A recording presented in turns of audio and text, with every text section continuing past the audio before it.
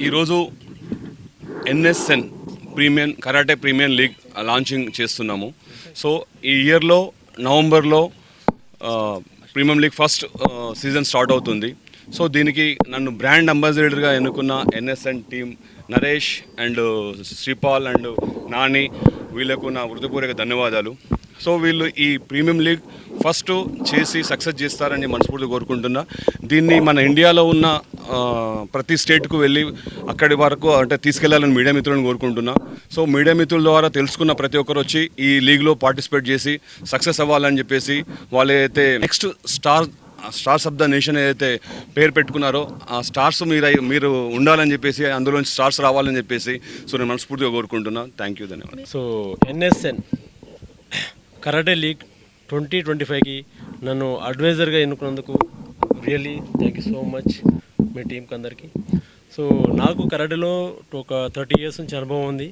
ఆ అనుభవాన్ని నిజంగా నేను దీన్ని అడ్వైజ్ ఎలా ఇవ్వాలనో నా దగ్గరికి వచ్చారు వీళ్ళు.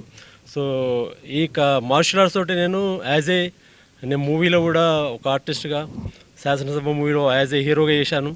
సో నాకు మార్షల్ ఆర్ట్స్ అంటే చాలా ఇష్టం, చాలా interest, fashion.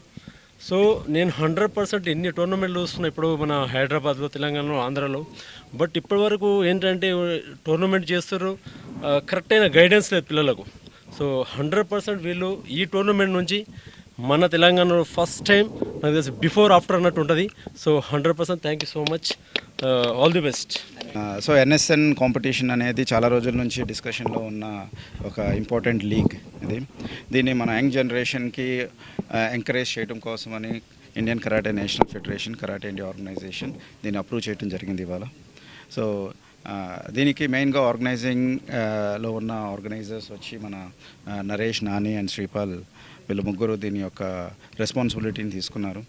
So main concept ఈ కాంపిటీషన్కి ఏంటి అంటే ఇండియాలో ఉన్న టాప్ మోస్ట్ ప్లేయర్స్ అందరినీ మన తెలంగాణకి తీసుకొచ్చి ఇక్కడ లీగ్ చేస్తే ఏమవుతుంది అంటే మన తెలంగాణ మార్షల్ ఆర్ట్ ప్లేయర్స్, కరాటేని మెయిన్గా ఎన్నుకున్న స్పోర్ట్స్ ప్లేయర్స్ అందరికీ హై ఎక్స్పోజర్ అండ్ బెనిఫిట్ జరగడం జరుగుతుంది.